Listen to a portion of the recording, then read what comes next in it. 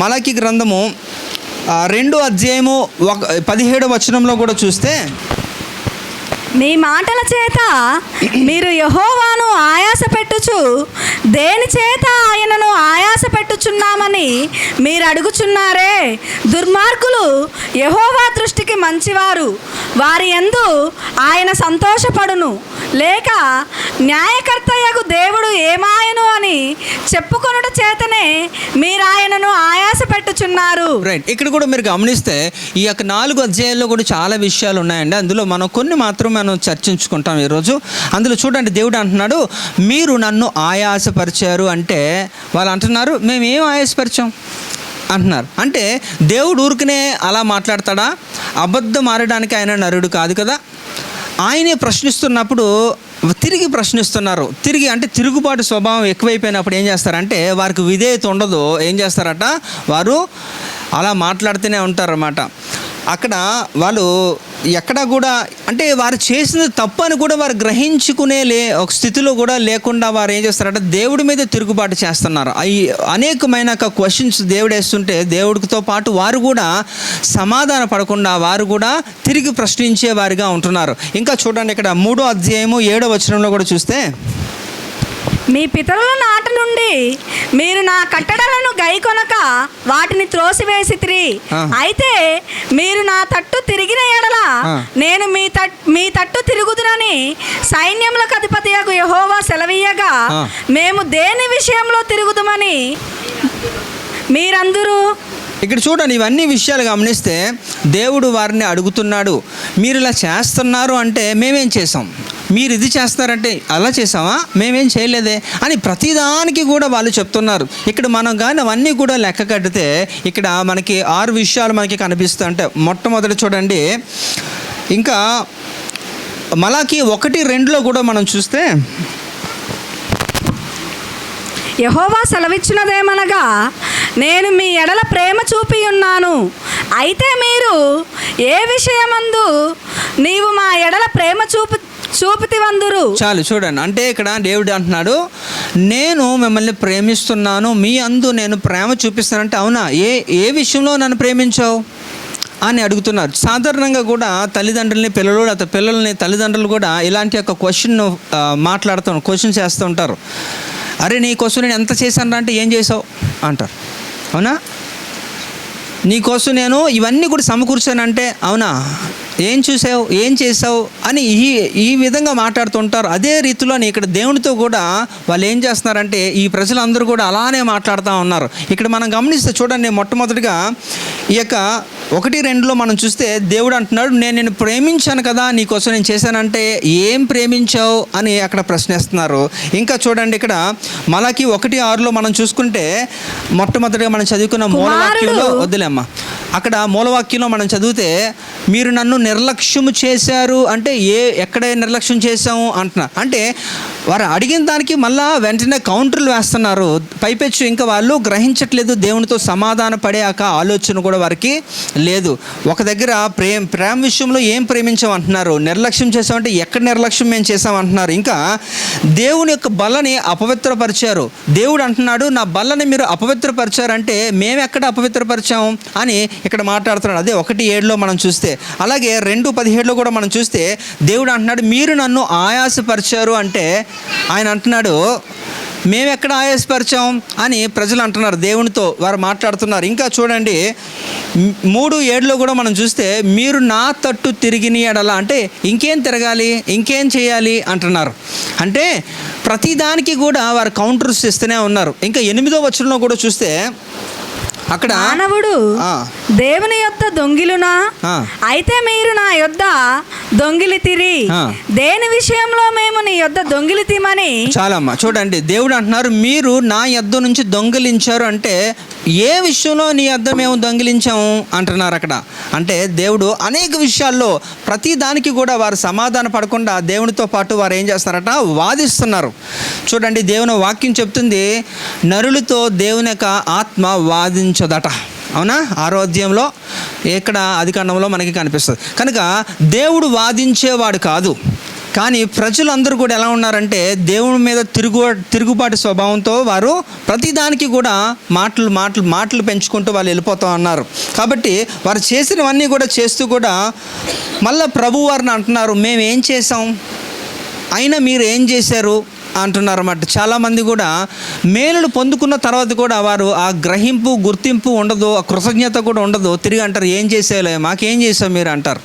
మేలును పొందుకొని కూడా అలా అన్నారు కాబట్టే కదా ఏ ఒక్కరు కూడా దేవుడు వాగ్దానం చేసినాక కానాన్లోకి ప్రవేశించలేదు.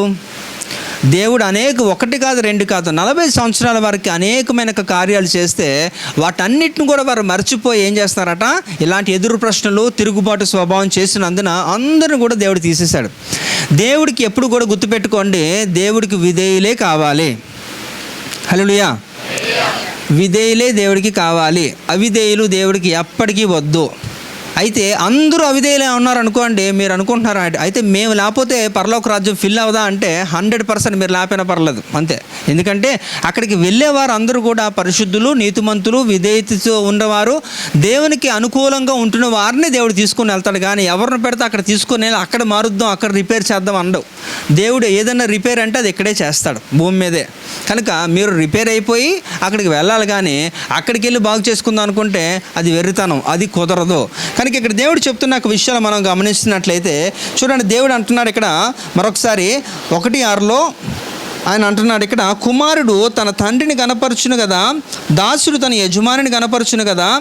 నా నామమున నిర్లక్ష్య పెట్టు యాజకులారా, నేను తండ్రిని అయితే నాకు రావలసిన ఘనత ఏమాయను అంటున్నాడు. ఒకవేళ ఆయనే కానీ నిజంగా మనందరికీ తండ్రి అయితే, ఆయనే మనకి యజమాని అయితే, మనం ఆయనకి దాసులం అయితే, మనం ఆయనకి కుమారులము కుమార్తెలం అయితే, మనము ఆయనకి ఇవ్వాల్సిన ఘనత ఏది, మనం ఇస్తున్నామా అనేది ఒకసారి ప్రశ్న చేసుకోవాలి. ఎందుకంటే ఇక్కడ చెప్తున్నాడు, ఇక్కడ చాలా స్పష్టంగా ఇది దేవునికి నిజంగా మనం కానీ భయపడేవారం అయితే ఖచ్చితంగా మనం ఆయనకి ఏమి ఇస్తామట, ఘనత ఇస్తాము, ఆయనకి విధేయత మనము చూపిస్తాము. కాబట్టి ఈ రోజుల్లో మీరు ఆలోచించండి, నిజంగా ఈ కృష్ణలంకలో ఉంటున్న వారు, ఈ రెజరెక్టెడ్ క్రైస్ట్ మినిస్ట్రీకి వస్తున్న వారు, ఈ యొక్క సంఘ సభ్యులుగా ఎంతకాలంగా కొనసాగుతున్న వారు, నిజంగా మీరు దేవునికి భయపడువారా, దేవునికి నిజంగా భయపడుతున్నారా, భయపడిన వారిగా ఉంటున్నారా? ఇక్కడ దేవుడు చెప్తున్న కొన్ని విషయాలు మనం గమనిద్దాం. ఈ క్రమంలో మనము ఒక 3 విషయాలు మనం ధ్యానిద్దాం. అందులో వాటిని బట్టి మనల్ని ఒకసారి పరిశీలన చేసుకుందాం. ఎందుకంటే దేవుడు ఇది చాలా సీరియస్గా తీసుకుంటున్నాడు. ఎందుకంటే దేవుని గురించి మనం మాట్లాడుతున్నప్పుడు మనము దేవునికి ఏమవుతాము, దేవుడు మనకేమవుతాడు అన్నదానికి మధ్యలో ఒక ప్రధానమైనది అవసరం. అది ఏంటంటే దేవుడు నిజంగా మనలో, దేవుడు ఎలాంటి సందేహము లేదు, ఆయన ప్రేమ స్వరూపి, ఆయన కృపగల దేవుడు, క్షమించే దేవుడు, అందులో ఎలాంటి సందేహము లేదు. కానీ అట్ ది సేమ్ టైం దానికి కూడా కొన్ని రూల్స్ ఉంటాయి, కొన్ని నిబంధనలు ఉంటాయి. అవి కూడా మనం పరిగణలోకి తీసుకుంటేనే ఆయన ప్రేమ మనకి వర్తిస్తుంది, ఆయన కృప మనకి వర్తిస్తుంది. అవేవి కూడా కన్సిడరేషన్ లేకుండా కేవలం ఆయన ప్రేమకు నేను పాత్రుని అనుకుంటే అది వెర్రితనమే, అది అలా అవ్వదు. కనుక ఈ క్రమంలో ఒక 3 విషయాలు నేను త్వరగా మీకు చెప్పి నేను ముగించడానికి ప్రయత్నం చేస్తాను. ఒకటి చూడండి, దేవుని భయానికి రుజువులు. అంటే మనము దేవునికి భయపడుతున్నామంటే దానికి ఏం కావాలట, అథెంటిక్ మనకి ప్రూఫ్స్ కావాలి, ఒక రుజువులు కావాలి, ఆ రుజువులు కావాలి. ఇంకా మనము దేవుని భయమునకు మూలాధారములు కావాలి. అంటే మనము దేవునికి భయపడుతున్నామంటే దానికి ఒక మూలాధారం ఉంటుంది, అంటే ఒకటి ఆరిజిన్ ఉంటుంది, అది బేస్ చేసుకొనే మనము దేవునికి భయపడేవారుగా ఉంటాము. ఇంకా దేవునికి మనము భయపడవాలంటే సాక్ష్యాలు కావాలి. మొట్టమొదటిది ఏం కావాలి, రుజువులు కావాలి. రెండోది మూలాధారాలు కావాలి. మూడోది సాక్ష్యాలు కావాలి. ఈ 3 కూడా ఉంటున్నప్పుడు మాత్రమే మీరు దేవునికి భయపడేవారుగా ఉంటారు. ఇప్పుడు మనం చర్చించుకున్న విషయాల్లో ఏ ఒక్కటి లేకపోయినా మీరు ఇందాకలా నేను అన్నదానికి మీరు తెలియక ఒకవేళ చేస్తే మీరు సరి చేసుకోవాల్సిన అవసరం ఎంతన్నా ఉంది. ఇక్కడ చూద్దాం, ఒక విషయం చూద్దాం. నిష్ఠగా మనం భక్తి చేయాలి. మన భక్తి శ్రద్ధలో ఎలా ఉండాలంటే చాలా, దానికి చూడండి, అన్యులు భక్తులు మనం చూస్తే వాళ్ళు ఎంత భక్తి చేస్తారో వాస్తవంగా కొంతమందికి అందులో వారికి తెలుసు అందులో ఏమీ లేదని. అందులో వాస్తవాలు ఎంత అన్నది వారికి తెలుసు. అయినప్పటికీ కూడా వారు ఒక గుడ్డిగా వెళ్ళిపోతూ ఉంటారన్నమాట. ఎంతో నిష్ఠగా చేస్తారన్నమాట. ఎవరు చూసినా చెడకపోయినా వారు అదే కొనసాగిస్తూ ఉంటారు. అందుకని అంటాడు ఇక్కడ భక్తుడు, నిష్ఠగా ఉండేవాడిదే నికార్సమైన ఒక భక్తి అట. అవునా? చక్కగా అంటే నిజంగా అందులో ఏమి లేకపోయినప్పటికీ కూడా అంత దాని కొరకు అంత శ్రద్ధ కలిగి దానికి ఒక సమయాన్ని వెచ్చించి చేస్తున్నవాడు నిజంగా నేను అనుకుంటాను దేవుడు కూడా నిజంగా అలాంటి యొక్క విగ్రహారాధనలు చేస్తూ అలాంటి మూఢభక్తి అలాంటి యొక్క నిష్ఠగా భక్తి చేసిన వారిని దేవుడు పట్టుకుంటాడు. ఎందుకంటే వారికి ఆ భక్తి భావం ఉంది కాదా, అంటే వారు అందులో నిజం ఉందా అబద్ధం ఉన్నది పక్కన పెడితే వారికి ఒక భక్తి భావం ఉంది కనుక అలాంటి వారిని దేవుడు తొందరగా పట్టుకోవడానికి అవకాశం ఉంటుంది. అందుకని చూడండి, చాలామంది గొప్ప గొప్ప సేవకుల విషయాలు సాక్ష్యాలు చూస్తే ఎలా ఉంటాయంటే వాళ్ళు ఎంత భక్తిలో ఉన్నారంటే, ఉదాహరణకి మన సంఘ కాపరి విషయంలోనే తీసుకోండి. ఆయన ఎంత భక్తిపరుడు. ఒకప్పుడు కాలంలో చీకటిలో ఉంటున్నప్పుడు ఆయన ఎంత విగ్రహారాధన చేసేవాడు. అవన్నీ కూడా మీకు తరచూ చెప్పి కొన్ని సంవత్సరాలుగా చెప్పి ఆయన వెళ్ళిపోయాడు. ఆయన అలాంటి అంటే అంత భక్తి ఉన్నది అనమాట. నిష్ఠగా భక్తి చేసేవారు. అలాంటి వారిని ఖచ్చితంగా దేవుడక కనుచూపు వారి మీద దృష్టి ఉంటుంది. వారిని ఏదో ఒక రూపంలో మారుస్తాడు దేవుడు. అయితే ఇక్కడ చూస్తే ఇక్కడ మనం గమనిస్తే నిష్ఠ లేని భక్తి నిర్జీవమైన భక్తి. అంటే అలాంటి యొక్క నిష్ఠ అనేది లేకపోతే, అంత శ్రద్ధ లేకుండా మీరు భక్తి చేస్తే దానికి ఏమవుద్దట, అది నిర్జీవం అంటే జీవము లేని భక్తి. అంటే వాస్తవంగా వాళ్ళందరూ కూడా అన్యులందరూ కూడా వెనక పరిగెడుతుంది ఏంటంటే ఒక విగ్రహాలు అవి మాట్లాడు. మనకి తెలుసు 115వ కీర్తనలో దాని గురించి అంతా కూడా రాయబడి ఉంటుంది. 3-8 వచ్చిన అలా చూసుకుంటే ఆ విగ్రహాలకి ఏముంటాయట, కళ్ళు ఉంటాయట, ముక్కు ఉంటాయంట, చెవులు ఉంటాయంట, కాళ్ళు ఉంటాయంట, చేతులు ఉంటాయి, అన్నీ ఉంటాయి. కానీ అవి తినవు, మాట్లాడవు, వాసన చూడవు, వినవు, చూడలేవు అని దేవుడు చాలా స్పష్టంగా చెప్తున్నాడు. వాటిని ఎవరైతే చేస్తారో ఆ విగ్రహాలు వట్టివి ఎలాగే ఉంటాయో విగ్రహాలు చేసిన వారు కూడా వట్టివారే. వారికి కూడా వారు బ్రతుకున్నప్పటికీ కూడా అంతే. అందుకనే నిష్ఠ లేని భక్తి నిర్జీవమైన భక్తి. అంటే దానికి జీవం లేనట్టే. అంటే దానికి శ్రద్ధ కలిగి మనం చేయాలి. దేవుని వాక్యం చెప్తుంది ఇర్మియా గ్రంథంలో మనం కానీ గమనిస్తే, దేవుని పనిని అశ్రద్ధగా చేసేవాడు శాపగ్రస్తుడైపోతాడట. అంటే మనం భక్తి చేసినప్పుడు దానికి ఒక శ్రద్ధ భక్తులు కలిగి మనం చేయాలి, లేకపోతే అది వృధా, దానివల్ల ప్రయోజనం శూన్యము. కాబట్టి క్రమశిక్షణ కలిగిన భక్తి క్షేమాభివృద్ధిని కలిగి చేస్తుందట.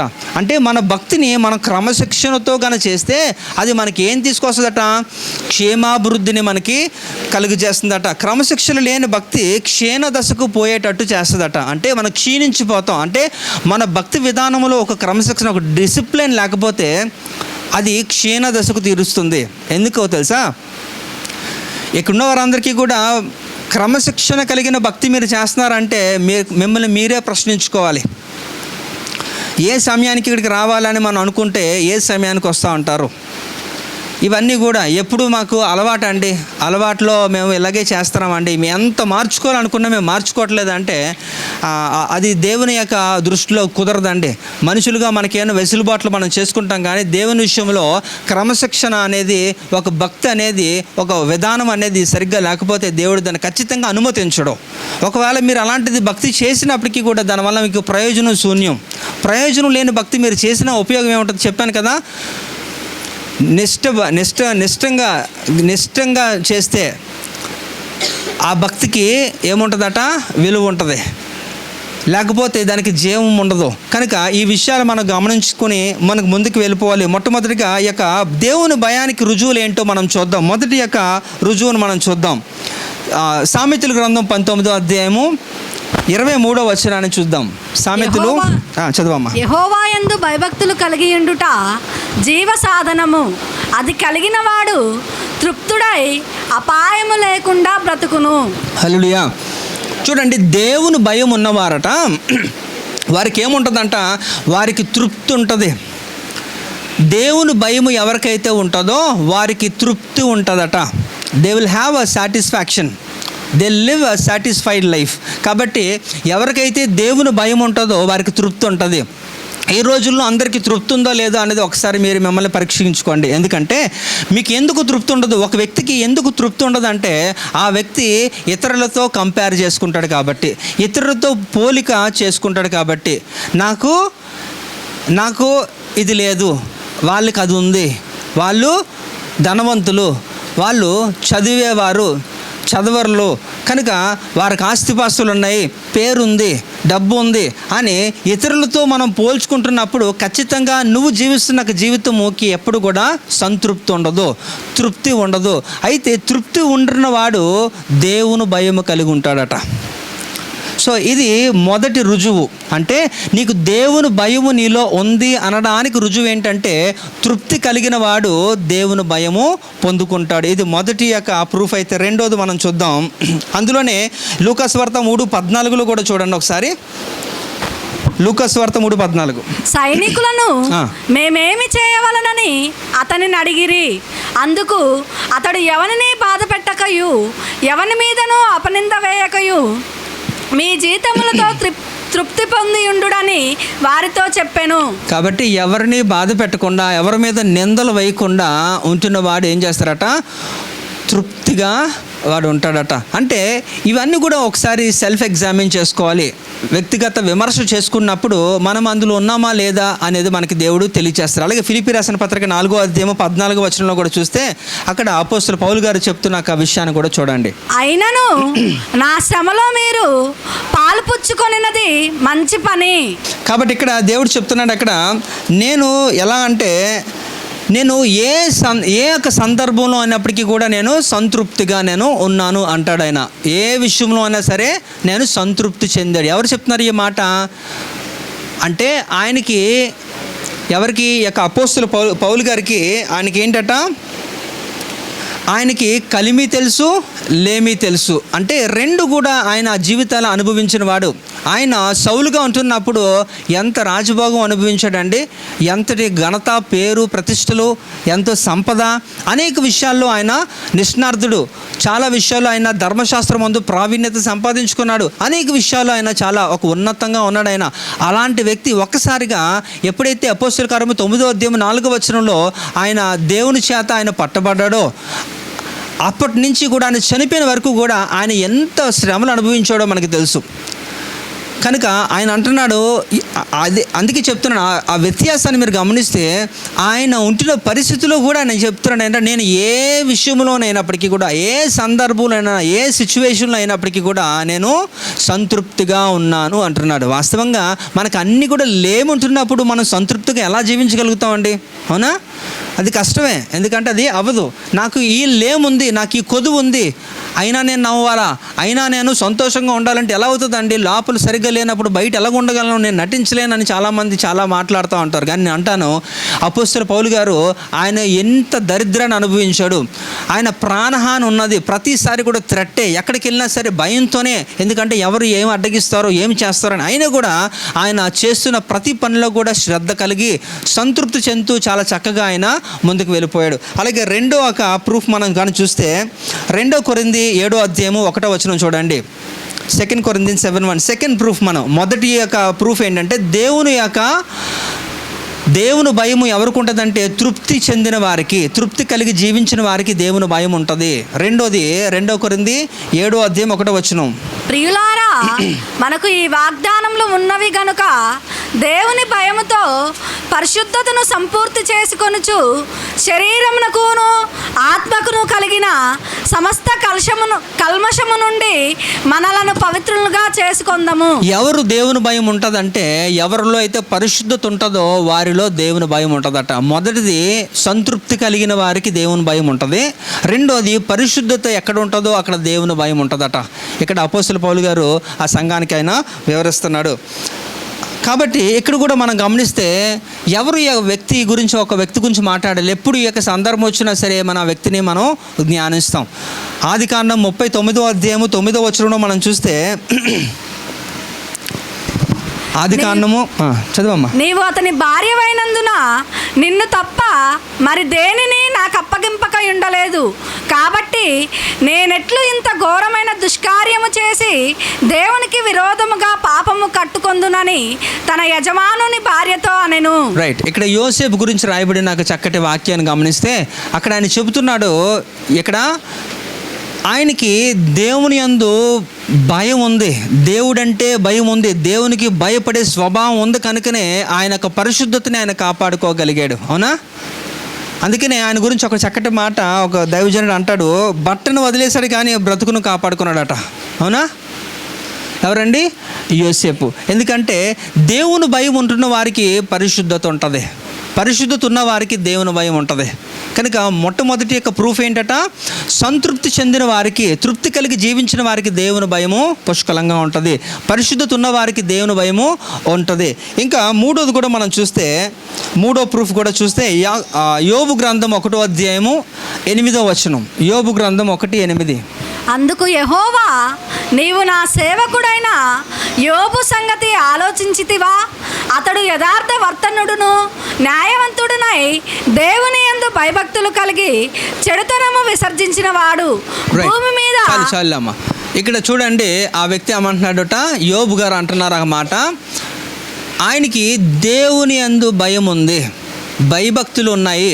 దేవుని యందు భయభక్తులు కలిగి జీవించే వారు చెడుతనాన్ని విసర్జిస్తారట. అంటే ఎవరిలో అయితే దేవుని భయం ఉంటుందో వారు చెడుతనాన్ని విసర్జిస్తారు అనేది దేవుడు కూడా ఇక్కడ చెప్తున్నాడు. వాస్తవంగా ఇక్కడ చెడుతనము విసర్జించడం అంటే చెడు అనేది ఎక్కడి నుంచి వస్తుందండి? చెప్పండి. చెడు అనేది ఎక్కడి నుంచి వస్తుంది? బయట నుంచి వస్తుందా? ఎక్కడ బయట నుంచి, సమాజం నుంచి, అటు నుంచి చెడు రాదండి. చెడు లోపలే ఉంటుంది అంటున్నాడు. మార్క్స్ వార్త 7వ అధ్యాయము 21 నుంచి 23 వచనాలు. త్వరగా మార్క్స్ వార్త 7వ అధ్యాయము 21 నుంచి 23 వచనాలు చదవనమ్మా. లోపల నుండి అనగా మనుషుల హృదయములో నుండి దురాలోచనలను, జారత్వములను, దొంగతనములను, నరహత్యలను, వ్యభిచారములను, లోపులను, చెడుతనములను, కృత్రిమమును, కామ వికారమును, మత్సరమును, దేవదూషణయు, అహంభావమును, అవివేకమును వచ్చును. ఈ చెడ్డవన్నయు లోపల నుండే బయలు వెళ్ళి మనుషుని అపవిత్రపరచునని ఆయన చెప్పెను. హల్లెలూయా.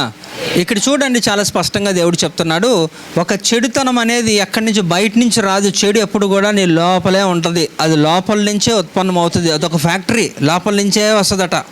కాబట్టి ఆ ఫ్యాక్టరీలో తయారవుతున్నది ఎప్పటికప్పుడు మనం ఏం చేయాలంటే విసర్జించాలి. ఈ యొక్క యోబు చేస్తున్న పని అదే.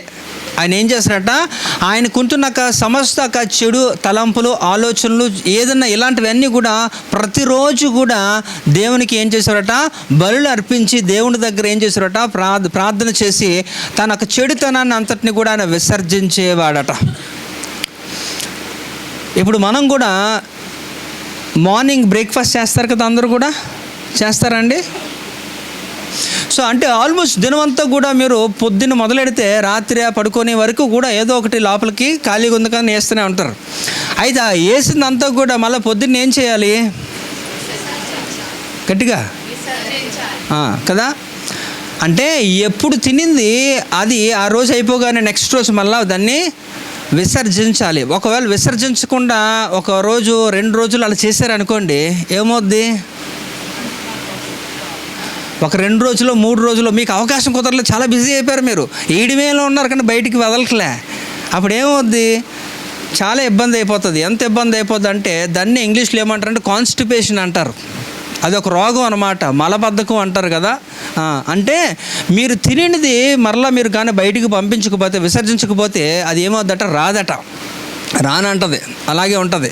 కనుక ఏ విధంగా అయితే కాన్స్టిపేషన్ అయిపోయి మలబద్ధకం తయారైపోయి అట్లా మీరు ఇబ్బంది పడిపోతారో, ఏ రోజుది ఆ రోజు కానీ మనం కానీ అది చెడుతనాన్ని విసర్జించకపోతే ఆత్మీయ మలబద్ధకం అయిపోద్ది. అంటే అది బయటికి వెళ్ళలేనప్పుడు అది లోపల ఏమైపోద్దట, అది ఇంకా అలా ఎక్కువైపోయి అది ఎంతవరకు తీసుకొని వెళ్ళిపోద్ది అంటే దేవుడి దగ్గర శాశ్వతంగా నేను దూరం చేసే రీతిలో అయిపోతుంది. అందుకనే ఈయన ఏమంటున్నాడట, చెడుతనాన్ని విసర్జిస్తున్నాడు. ఎవరు విసర్జిస్తారు? దేవుని యందు భయము కలిగిన వాడు చెడుతనాన్ని విసర్జిస్తాడు. ఇది ఎన్నో ప్రూఫ్? ఇది 3. రైట్. సో 4 చూస్తే సామెతల గ్రంథం 8వ అధ్యాయము 13వ వచనం. యెహోవా యందు భయభక్తులు కలిగి ఉండుట చెడుతనమును అసహించుకొనుటయే, గర్వము, అహంకారము, దుర్మార్గత, కుటీలమైన మాటలు నాకు అసహ్యములు. రైట్, ఇక్కడ కూడా చూడండి 4వ ప్రూఫ్ ఏంటంట. ఇవన్నీ కూడా మొదటి ఒక సబ్ టైటిల్లోకి వస్తుంది. ఏంటది? మొదటిది ఏం చెప్పాను? రుజువుల్లోకి వస్తుంది. ఓకే, దేవుని యందు భయము మనకి ఉన్నది అనడానికి రుజువులు ఏంటంటే ఈ ప్రూఫ్స్ అన్నమాట. ఇది సామెతల గ్రంథంలో చెప్తున్నాడు, సొలొమోన్ చెప్తున్నాడు ఏంటంట, చెడుతనాన్ని ఏం చేయాలట? అసహించుకోవాలి. ఎవరు అసహించుకుంటారంటే దేవుని యందు భయము కలిగిన వారు. ఇందాకలా యోబు అంటున్నాడు, చెడుతనాన్ని విసర్జిస్తాను. ఎవరు? దేవుని యందు భయభక్తులు కలిగి ఉంటున్న వారు చెడుతనాన్ని విసర్జిస్తారు. దేవుని యందు భయభక్తులు కలిగి ఉన్నవారు చెడుతనాన్ని అసహించుకుంటారు. ఇందాకలా ఆ చెడుతనం అనేది ఎక్కడి నుంచి వచ్చింది అంటే లోపల నుంచేదే వస్తుందని చెప్తున్నాడు దేవుడు. ఇప్పుడు ఈ చెడుతనము గురించి మాట్లాడితే ఇది సమాజంలో ఉంటున్న ఒక చెడుతనము. అంటే బయట ఉంటున్న చెడుతనాన్ని మనం అసహించుకోవాలి, లోపల ఉంటున్న చెడుతనాన్ని మనం ఏం చేయాలి? విసర్జించాలి. సో బయట ఉన్న చెడు ఏంటి? చాలా ఉన్నాయి. లోకంలో ఏముంటుంది? చాలా ఉంటాయి. ఆ చెడుతనం అంతా కూడా మనము అసహించుకోవాలట. ఎవరన్నా సరే ఒకదాన్ని అసహించుకుంటున్నప్పుడు దాన్ని జోలికి వెళ్ళరు, అవునా? కనుక ఈ యొక్క వ్యక్తి కూడా ఏంటట? భయభక్తులు కలిగి జీవించిన వారు చెడుతనాన్ని అసహించుకుంటారు, దానివైపు వాళ్ళు వెళ్ళరు. అనేక విషయాలు ఉన్నాయి మాట్లాడుకోవాలంటే. ఇక లంచం పుచ్చుకోవడం, ఇక అనేక విషయాలు, ఇవన్నీ కూడా ఏం చేస్తాయట? మనల్ని ఏం చేస్తాయంటే అవి మనల్ని పాడి చేస్తాయి. కనుక వాటిని మనం అసహించుకునే వారుగా ఉంటే, అది ఎప్పుడు ఉంటామంటే దేవుని యందు భయభక్తులు నీకు ఉంటున్నప్పుడు మాత్రమే నీకు అలాంటి వాటిని అసహించుకుంటావు. ఇంకా అపోస్తుల కార్యము 9వ అధ్యాయము 31వ వచనం చూస్తే 5వ ప్రూఫ్ అది. కావున యూదయ, గలీలయ, సమరయ దేశములందంతటా సంఘము క్షేమాభివృద్ధి నందుచు సమాధానము కలిగి ఉండెను. మరియు ప్రభువునందు భయమును పరిశుద్ధాత్మ ఆదరణయు కలిగి నడుచుకొనుచు విస్తరించుచుండెను. రైట్, ఇక్కడ దేవుడు చెప్తున్నాడు చాలా స్పష్టంగా, ఎవరికైతే దేవుని భయం ఉంటుందో వారు ఏమవుతారట? క్షేమాభివృద్ధి పొందుతారట. సంఘము క్షేమాభివృద్ధి పొందుతుంది, సమాధానం కలిగి ఉంటుందట. మరియు ఇంకా పరిశుద్ధాత్మ ఆదరణ కలిగి నడుచుకుంటారట. వారు విస్తరిస్తారట, అంటే వారు అభివృద్ధి చెందుతారు. ఎవరికి దేవుని భయం ఉంటున్న వారు విస్తరిస్తారు, క్షేమాభివృద్ధి, ఆదరణ ఇవన్నీ కూడా వారికి ఉంటాయని దేవుడు చెప్తున్నాడు. అంటే దేవునికి భయపడి వారికి ఎవరు ఇవన్నీ కూడా రుజువులు దేవుడు మనకి ఇస్తున్నాడు. అంటే ఎవరిలో అయితే దేవుని భయం ఉంటుందో వారిలో ఇవన్నీ ఉంటాయి. ఏంటట? మొదటిది సంతృప్తి కలిగి జీవిస్తారట. 2 పరిశుద్ధత. 3 4 5 క్షేమాభివృద్ధి, ఆదరణ, సంఘము, సమాధానము, ఇంకా విస్తరించుట. ఇవన్నీ కూడా ఏముంటుందట? దేవునికి భయము కలిగి జీవించిన వారికి ఉండేవి లక్షణాలు. ఇప్పుడు చెప్పండి, ఇందాక మీరు చెప్పారు కదా, ఎవరికి నేను ఇక్కడ దేవుని భయము కలిగి జీవిస్తున్న వ్యక్తిని నేను ఇక్కడ ఉన్నాను అని ధైర్యంగా మీరు చేయెత్తి చెప్పగలరా? ఒకవేళ ఇప్పుడు మనం డిస్కస్ చేసుకున్న 5 ప్రూఫ్లు కూడా మీలో ఉంటే మీరు అలా ధైర్యంగా చేయెత్తి చెప్పచ్చు, నేను దేవునికి భయపడి వాడును, నేను దేవునికి భయపడి జీవిస్తున్నాను, ఎందుకంటే ఇవన్నీ నేను చేస్తున్నాను, నేను దేవునికి భయపడుతున్నాను కాబట్టి నేను పరిశుద్ధంగా యథార్థంగా నేను ఉంటున్నాను, సంతృప్తిగా జీవిస్తున్నాను, చెడుతనాన్ని అసహించుకుంటున్నాను, చెడుతనాన్ని విసర్జిస్తున్నాను, ఇంకా క్షేమాభివృద్ధి ఉంది, నాకు సంఘముగా ఆదరణ ఉంది, ఇవన్నీ కూడా నాకు ఉన్నాయి అని మీరు ధైర్యంగా ఎప్పుడు చెప్పగలుగుతారంటే మీరు దేవుని భయం కలిగి జీవించినప్పుడు ఇవన్నీ కూడా మీకు ఉంటాయి. ఇవే ఆధారాలు, ఇవే రుజువులు. ఓకే, సో దేవుడు అసలు మనం ఎవరికి భయపడాలట? మనం ఎవరికి భయపడాలండి? అంతేనా? అయితే ఆ మాట నేను అనట్లేదు, వాక్యం చెప్తుంది, చూద్దాం. యెషయా గ్రంథం 8వ అధ్యాయం 13వ వచనం చూడండి. యెషయా గ్రంథం 8:13. సైన్యములకు అధిపతియగు యెహోవాయే పరిశుద్ధుడు అనుకొనుడి, మీరు భయపడవలసిన వాడు ఆయనే. హల్లెలూయా. చాలమ్మా, మనము భయపడవలసింది ఎవరికంట? సైన్యములకు అధిపతియగు యెహోవాకే మనము భయపడాలి. అని యెషయా ప్రవక్త మనకి తెలియజేస్తున్నాడు.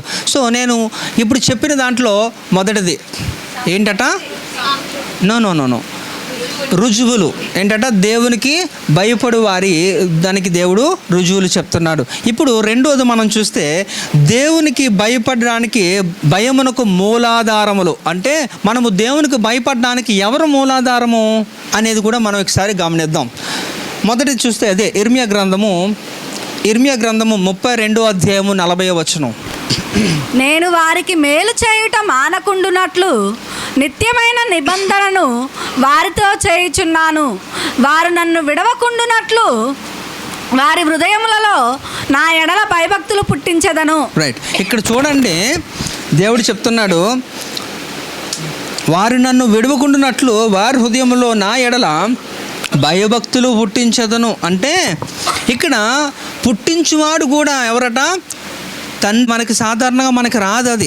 అంటే ఇప్పుడు మొదటిది రుజువులైతే రెండోది మూలాధారాలని చెప్పాను, అంటే ఆరిజిన్ అన్నమాట. అంటే అసలు ఎక్కడి నుంచి వస్తుంది, ఎవరు చేయాలి అని అంటే దేవుడే చేయాలట. అందుకనే ఆ తండ్రి అయిన దేవుడే ఇక్కడ చెప్తున్నాడు, నేనే మీకు ఆ భయము పుట్టించదను అని ఆయన చెప్తున్నాడు. అందుకనే వారు నన్ను విడువకుండానట్లు వారి హృదయంలో నా ఎడల భయభక్తులు పుట్టించెదను అంటున్నాడు. అంటే తండ్రి అనే దేవుడు ఈ యొక్క మాటని తెలియజేస్తారనేది మీకు మూలాధారం. అసలు మీకు భయాన్ని అది కలగజేసేదే నేను, దానికి మూలాధారమే తండ్రి అంటే నేను అని దేవుడు చెప్తున్నాడు. ఇంకొక రెండోది కూడా చూస్తే కీర్తనలు 119:38. కీర్తనలో 119:38. నీవిచ్చిన వాక్యము మనుషులలో నీ భయమును పుట్టించుచున్నది. హల్లెలూయా. ఇక్కడ నీవిచ్చిన వాక్యము మనుషులలో భయము పుట్టించున్నది. ఇక్కడ కూడా ఇవన్నీ మూలాధారాలు.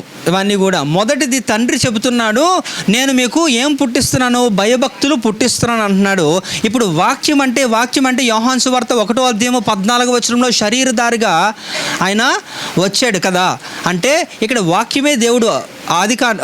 యోహాను సువార్త 1వ అధ్యాయం 1వ వచనంలో మనం చూస్తే ఆది యందు ఏముండెను, కనుక ఆ వాక్యమే 14లో శరీరధారిగా వచ్చాడు. అంటే ఇక్కడ ఆ వాక్యము శరీరధారి అయి కృపా సత్య సంపూర్ణుడుగా మన మధ్య నివసించెను. కనుక ఇప్పుడు ఇక్కడ మొదటిది ఆ భయము పుట్టించిన వారు తండ్రి అయిన దేవుడైతే, రెండోది వాక్య రూపంలో వచ్చిన వారు ఎవరు? శరీరధారిగా వచ్చిన కుమారుడు. అందుకని ఆయన అంటున్నాడు 119వ కీర్తనలో, నీవు ఇచ్చిన వాక్యము మనుషులలో నీ భయము పుట్టించుచున్నది. అంటే తండ్రి మనకి భయము పుట్టిస్తున్నాడు, కుమారుడు భయము పుట్టిస్తున్నాడు. ఇంకొక మాట కూడా చూపిస్తాను. యెషయా గ్రంథం 11వ అధ్యాయము 2వ వచనం.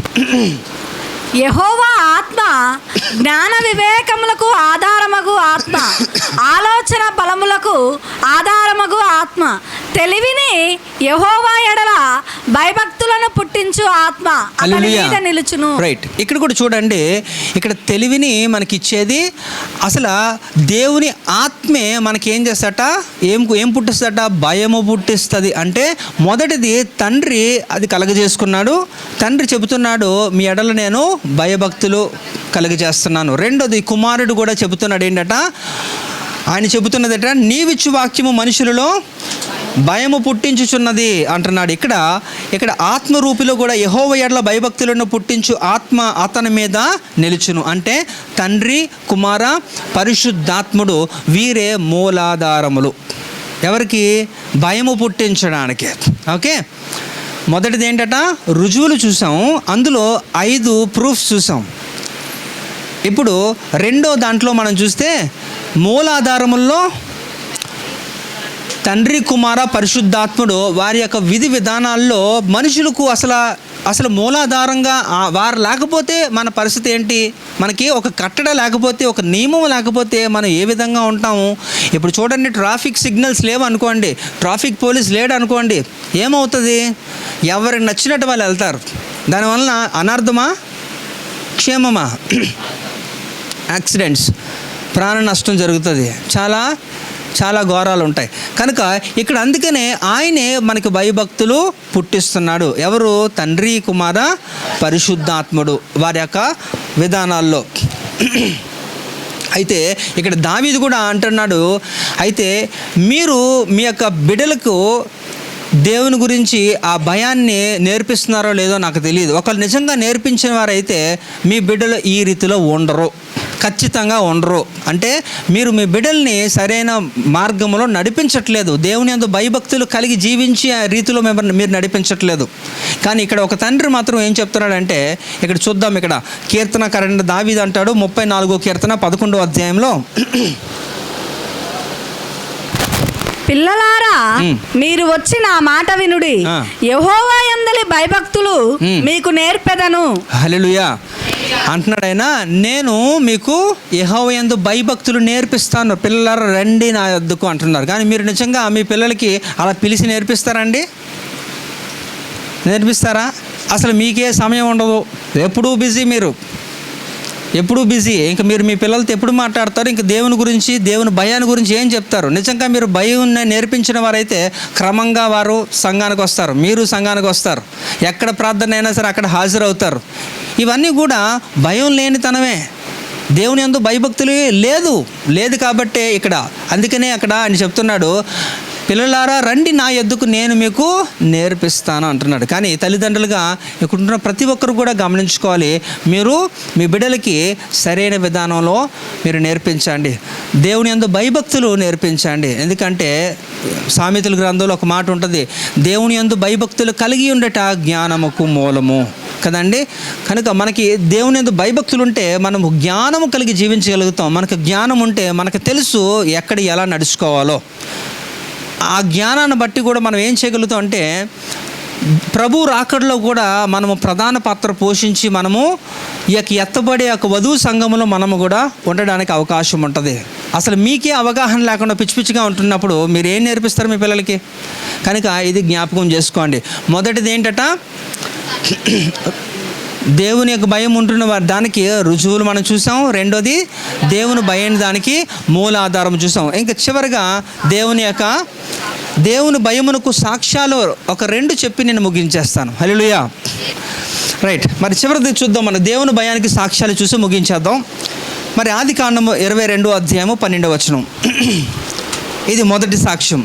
అప్పుడు ఆయన, ఆ చిన్నవాని మీద చేయి వేయకము, అతన్ని నేనేమీ చేయకము, నీకు ఒక్కడయ్యున్న నీ కుమారుని నాకియ్య వెనుతీయలేదు కనుక నీవు దేవునికి భయపడువాడవని. ఇక్కడ విషయానికి వద్దాం.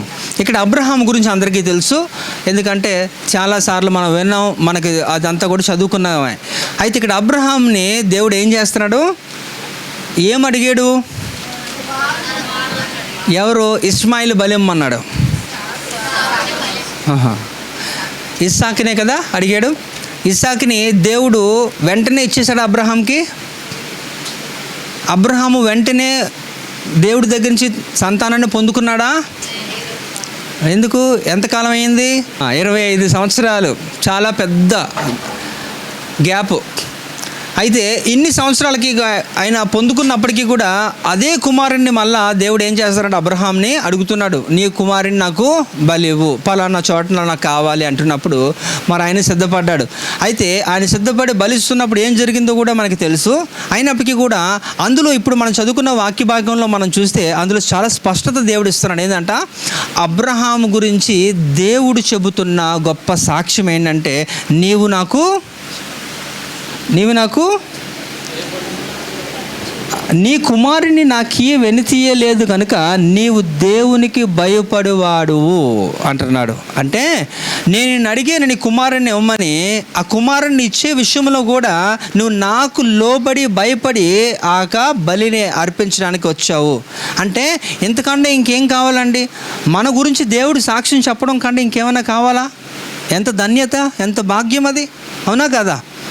నీ గురించి నువ్వు చెప్పుకోవడం అది పెద్ద విషయం కాదు, నీ గురించి ఇతరులు చెప్పడం కూడా అది కూడా అంత పెద్దది కాకపోవచ్చు, కానీ ఖచ్చితంగా నీ గురించి దేవుడు సాక్ష్యం చెప్పడం అనేది చాలా గొప్ప విషయమే, అవునా కదా? మరి ఇక్కడ అబ్రహాం గురించి స్వయంగా దేవుడే సాక్ష్యాన్ని చెప్తున్నాడు, నీవు నా యందు భయము కలిగి ఉన్నవాడువు అని దేవుడే ఇలాగ. అయితే అబ్రహాం గురించి దేవుడు ఎందుకు ఈ యొక్క గొప్ప సాక్ష్యాన్ని ఇచ్చాడంటే కూడా దాని గురించి కూడా మనం ఆలోచిస్తే, అబ్రహాముకి దేవుడు తాజా ప్రత్యక్షతలు ఇచ్చాడు. అంటే అనేకమైన ప్రత్యక్షతలు దేవుడు ఇచ్చాడు. ఆయన మెసపోతానియాలో ఉంటున్నప్పుడు ఆయన స్వరంతో ఆయన మాట్లాడాడు. ఆ తర్వాత ఆయన హారానికి వచ్చినప్పుడు, కానానికి వచ్చినప్పుడు, తర్వాత ఐగుప్తుకి వెళ్ళినప్పుడు, ఇలా వివిధ స్థలాలకు వెళ్తున్నప్పుడు ఆయన కాపాడు దేవుడుగా, మాట్లాడు దేవుడుగా, నడిపించు దేవుడుగా ప్రత్యక్షపరుచుకుంటూ ఒకసారి చేసింది మరలా ఆయన రిపీట్ చేయలేదు. దేవుడు అనేకమైన ప్రత్యక్షతలు అబ్రహాముకి ఇచ్చాడు. అందుకనే అబ్రహాముకి దేవుడు ఇలాంటి గొప్ప సాక్ష్యము ఆయనే తనిస్తున్నాడు. ఇంకా మనం చూస్తే ఆయన అబ్రహాములో ఉంటున్నది ఏంటో తెలుసా? తక్షణ విధేయత. అంటే విధేయతలో కూడా చాలా వ్యత్యాసాలు ఉన్నాయి. కొంతమంది ఏదైనా పని చెప్పినప్పుడు చేస్తారు కానీ వెంటనే చేయరు, కాసేపు అయినాక చేస్తారు. కొంతమంది టక్కుమని మన నోట్లో మాట ఉంటున్నగానే వాళ్ళ పని అయిపోద్ది. అలాంటి వారు ఉంటారు. అబ్రహాం అలాంటి కోవకు చెందినవాడు. అందుకనే తక్షణ విధేయత అంటే ఇమీడియట్ రెస్పాన్స్ అనమాట. వెరీ మచ్ ఒబీడియంట్ అనమాట. ఎంతగా అంటే ఒక్కసారి ఇలా చెప్పగానే వెంటనే ఇంకా వాయిదా పద్ధతులు ఉండవు. కానీ మన దగ్గర ఉంటున్న వారు చాలామంది ఏం చేస్తారంటే ఈరోజు అవ్వదు, రేపు చేస్తాను, ఎల్లుండి చేస్తాను, నాకు టైం ఉన్నప్పుడు చేస్తాను అని వాయిదాలు వేస్తూ ఉంటారు. కానీ అబ్రహాం దగ్గర అలాంటివి ఏవి నడవలేదు. ఏదన్నా దేవుడు చెప్తే వెంటనే దానికి లోబడి చేసుకొని వెళ్ళిపోయాడు. అందుకనే దేవుడు అబ్రహాం గురించి ఎంత గొప్ప సాక్ష్యము ఇస్తున్నాడు. అంతేకాకుండా అబ్రహాంలో ఇంకా మంచి విషయం ఏంటంటే తన్ను తాను ప్రత్యేకపరుచుకున్నవాడు అబ్రహాము. అంతమందిలో ఉంటున్నప్పటికీ కూడా ఎవరికి కూడా ఆ స్థానాన్ని ఇవ్వలేదు. ఈ లోకంలో తిరుగుతున్నప్పటికీ కూడా అనేకులు, ఎందుకంటే అబ్రహాము పూర్వీకులందరూ కూడా నోహారు, తెరాహు, ఇంకా ఇతర ఎవరైతే ఉన్నారో వాళ్ళందరూ కూడా అన్యులే. వారందరూ కూడా ఊరు అనే పట్టణంలో ఏం చేసేవారు తెలుసా? వారు కూడా బహు విగ్రహారాధన చేశారు. చంద్రుణ్ణి, సూర్యుని ఆరాధించేవారు. ఆరాధికులట వీళ్ళు. ఎవరు? ఇక బొమ్మలు చేసుకుంటూ ఇవన్నీ కూడా ప్రతి ఒక్క ఆచారాలు కూడా పాటించేవారు ఈ యొక్క పూర్వీకులంతా కూడా. అలాంటి వారితో ఉంటున్నప్పటికీ కూడా ఈయన తాను ఒక విధంగా చెప్పాలంటే ప్రత్యేకంగానే ఉన్నాడు. అందుకనే దేవుడు అబ్రహాము గురించి అంత గొప్ప సాక్ష్యము ఇస్తున్నాడు. ఇంకా చూస్తే తన్ను తాను సిద్ధపరుచుకున్నవాడు ఎవరు? అబ్రహాము. అంటే తన కుమారుణ్ణి దేవుడు అడిగినప్పుడు, ఆ బలి అడిగినప్పుడు, ఇప్పుడు చాలామంది ఏం మాట్లాడతారంటే, నేను కూడా చాలామంది ఒక మాటల్లో చూశాను, తర్వాత వాళ్ళ ప్రవర్తనలో కూడా నేను గమనించింది ఏంటంటే వారి బిడ్డలే వారికి అన్నీ. అవునా కాదా? మీ బిడ్డలే మీకు అంతానా? మీ బిడ్డలే మీ లైఫా కాదా? కాదా? సమాధానం చెప్పండి. కాదా? ఒక తరచుగా my sons or my life అని నేను చూస్తూ ఉంటాను కొన్ని సందర్భాల్లో. అది తప్పు కాదు. అది అంటే వారు బ్రతుకుతున్నదే వారి బిడ్డల కొరకు, వాళ్ళు జీవిస్తున్నారు. సేమ్ అలాగే అప్లికేబులే ఇక్కడ కూడా. ఎవరట? అబ్రహాము కూడా అంతకాలం ఎదురు చూసి 25 సంవత్సరాల తర్వాత దేవుడిచ్చిన ఒక వాగ్దానము నెరవేర్చిన తర్వాత మరలా ఆ వాగ్దాన పుత్రుడైన ఇస్సాకుని దేవునికే బలి ఇవ్వాలంటే తన్ను తాను ఏం చేసుకోవాలట? సిద్ధపరచుకోవాలా. When he is not prepared how can he give his son? అవ్వదు కదా. తన్ను తాను సిద్ధపరచుకోకపోతే తన కుమారుణ్ణి తను దేవునికి ఇవ్వలేడు. కనుక ఇవన్నీ కూడా చాలా మెజర్మెంట్తో కొలిచాడు దేవుడు ఎవరి జీవితంలో? అబ్రహాము జీవితంలో. కనుకనే అబ్రహాముకి దేవుడు ఏం చేశారట? ఎంత గొప్ప సాక్ష్యం ఇస్తున్నాడు. ఏంటట? నీవు నాకు భయపడేవాడువు. ఇది సాక్ష్యము కాదా? ఇంకొకటి చూస్తే తన్ను తాను సమర్పించుకున్నవాడు అబ్రహాము. సో ప్రతి విషయంలో కూడానండి, ఇక్కడ ఆ లోతు విషయంలో తను ఎంతో కష్టపడి 5 రాజులతో ఆయన యుద్ధం చేసి 318 మంది యవనస్తుల్ని ఆయన తీసుకొని వెళ్ళి 5 రాజులను ఓడించి అక్కడ ఏం చేశారంటే వారందరిని కూడా చెర నుంచి విడిపించాడు. వారందరిని కూడా విడిపించినప్పుడు అక్కడ మెల్కీసెదెకు ఏం చేశారట? ఆయన వచ్చి ఏం చేశారంటే ఆయనకు 10వ భాగం ఇవ్వబోతున్నప్పుడు ఐ డోంట్ వాంట్, నాకు వద్దు ఇది. ఆయన ఏం చేశారంటే తృణీకరించి నేనే నీకు ఇస్తాను అని చెప్పి ఆయనతో మాట్లాడి, అంటే ఇక్కడ అవన్నీ ఆలోచిస్తే తను ఎంతగా సమర్పించుకున్నాడంటే ఆయన ప్రత్యేకించుకున్నాడు, సమర్పించుకున్నాడు, సిద్ధపరుచుకున్నాడు. ఇంకా తక్షణంగా వెంటనే ఏ మాట చెప్పినా దానికి లోబడే వ్యక్తిగా ఉన్నాడు. తర్వాత ఆయన ప్రత్యక్షతలు ఎప్పుడు కూడా కొత్త కొత్త ప్రత్యక్షతలతో ఆయన దేవుని చేత నడిపించబడిన ఒక వ్యక్తిగా ఉన్నాడు. కాబట్టి ఇవన్నీ మంచి కోణంలో చక్కగా ఉన్నాయి. కాబట్టి ఈయన దేవుడు చెప్తున్నాడు, ఆయన నాకు భయపడేవాడు అంటున్నాడు అని. అబ్రహాం గురించి అంత మంచి సాక్ష్యము దేవుడే ఆయనకి ఇచ్చాడు. అయితే ఇది దేవుడు ఒక వ్యక్తికి ఇచ్చిన సాక్ష్యము.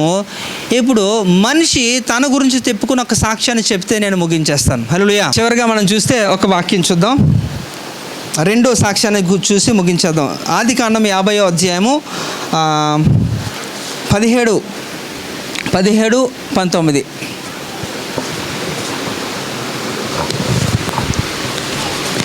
నీ తండ్రి తాను చావక మునుపు ఆజ్ఞాపించినది ఏమనగా, మీరు యోసేపుతో నీ సహోదరులు నీకు కీడు చేసిరి గనుక దయచేసి వారి అపరాధమును వారి పాపమును క్షమించుమని అతనితో చెప్పుడనెను. కాబట్టి దయచేసి నీ తండ్రి దేవుని దాసుల అపరాధమును క్షమించుమనిరి.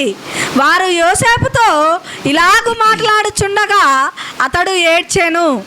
మరియు అతని సహోదరులు పోయి అతని ఎదుట సాగిలపడి, ఇదిగో మేము నీకు దాసులమని చెప్పగా, యోసేపు భయపడకుడి, నేను దేవుని స్థానమందున్నానా?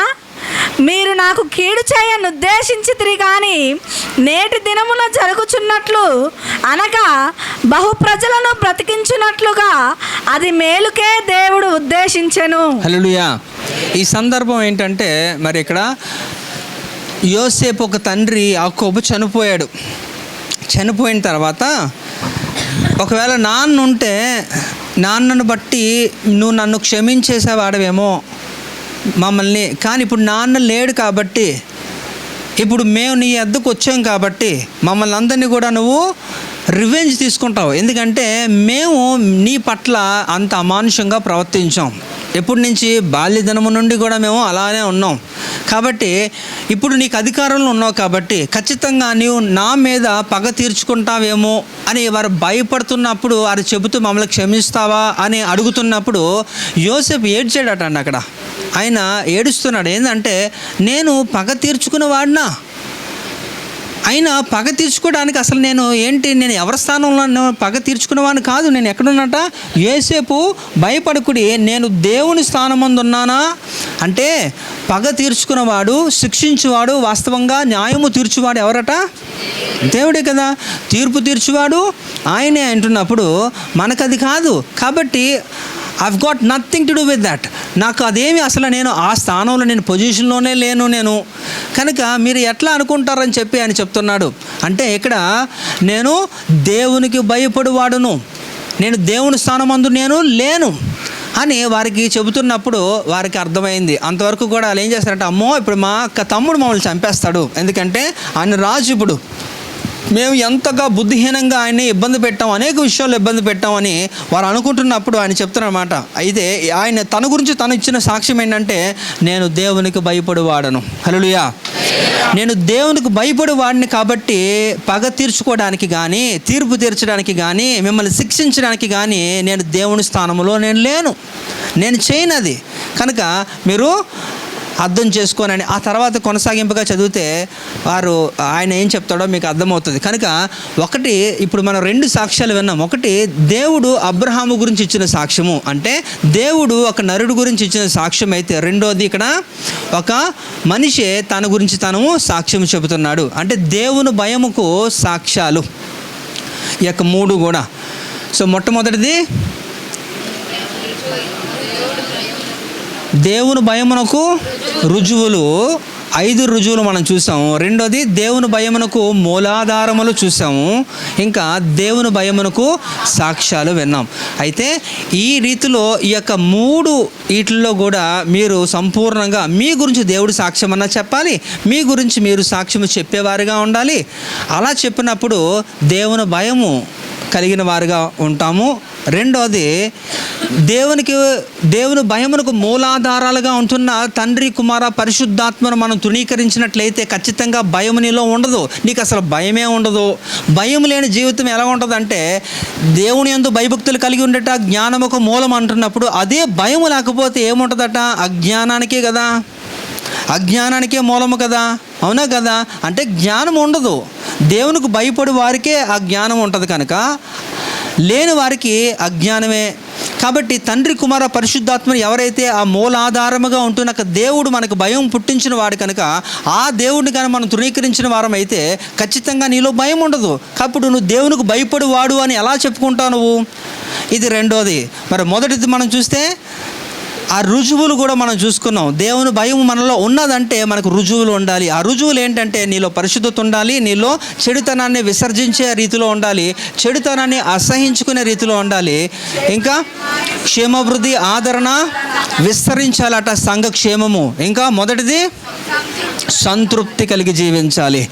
ఇప్పుడు తృప్తి లేని వారు ఎంతమంది ఉన్నారంటే చాలామంది బయటపడతారు. అడిగితే నాకు చెప్పని అవసరం లేదు, కానీ మిమ్మల్ని మీరే ఒకసారి పరిశీలించుకోండి. మీరు తృప్తి కలిగి జీవిస్తున్నారా అంటే మీలో దేవుని భయం ఉన్నట్లు, మీలో పరిశుద్ధత ఉందంటే మీరు దేవుని భయం కలిగి జీవిస్తున్నట్లు, మీరు చెడుతనాన్ని విసర్జించే వారిగా ఉంటే మీరు దేవునికి భయం కలిగి జీవిస్తున్నారు.